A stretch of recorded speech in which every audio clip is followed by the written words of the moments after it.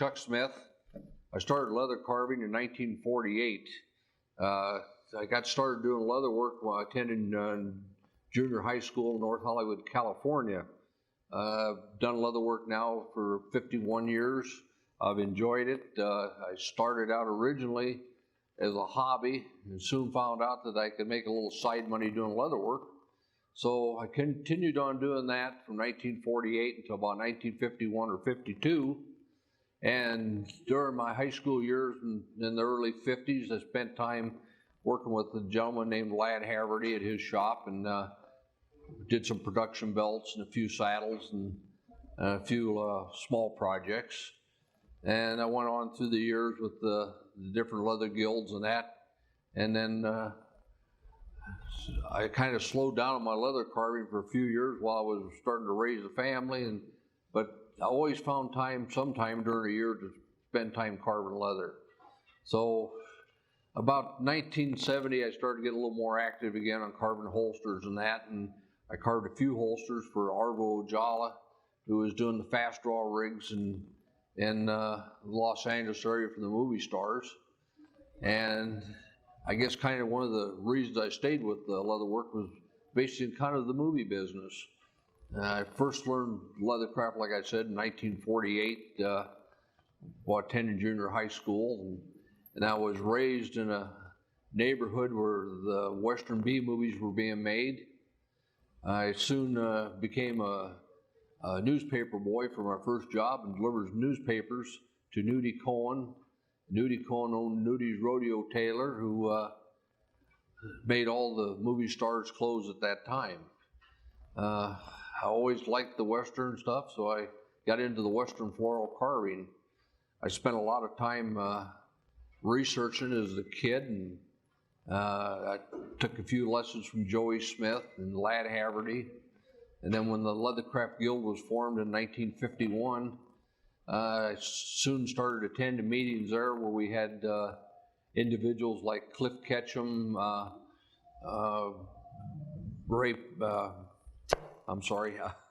had Cliff Ketchum come up, Kenny Griffin come up and do some demonstrations. There's a man by the name of Doc Mathias, another gentleman by the name of Danny Duncan.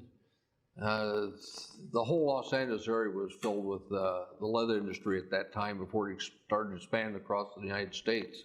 So anyway, I got real interested in the last 8 or 9 years into trying to get other people interested in a hobby or a business that I've enjoyed for a number of years, and started doing seminars. The first one was about 8 years ago in Fort Worth, Texas.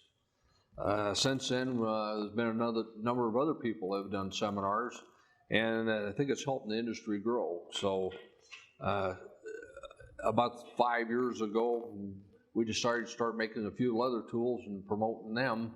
And the product that we're making now is a swivel knife plus a knife sharpener and a few other miscellaneous items under Smith & Company. I'll show you here, this is a miniature fender that we used here for the seminar in Sheridan. So I'm going to show you a little bit about the carving of it, and I'll start out here and show you about carving a flower.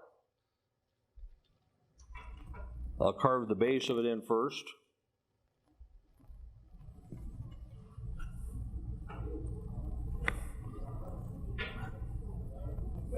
I enjoy the swivel knife part of doing a pattern more than anything. To me, you always start out doing your project with a swivel knife, and you always end up finishing your project with a swivel knife.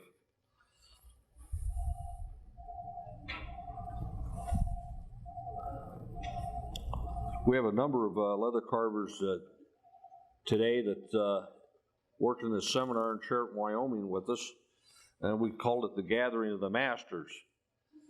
Here we have a flower carved in. The next step, I'm going to carve in the scroll, which is below it.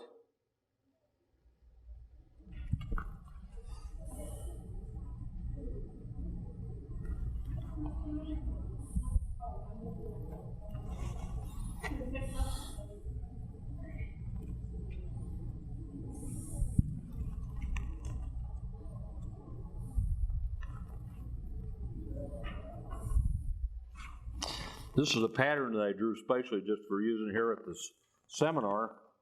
So I've taken and transferred the pattern over here to this piece of leather. But one thing about carving leather, once you lay your pattern out and you put it down, you may find some areas in which that you want to change. So it's your pattern, so just go ahead and make your changes as you go.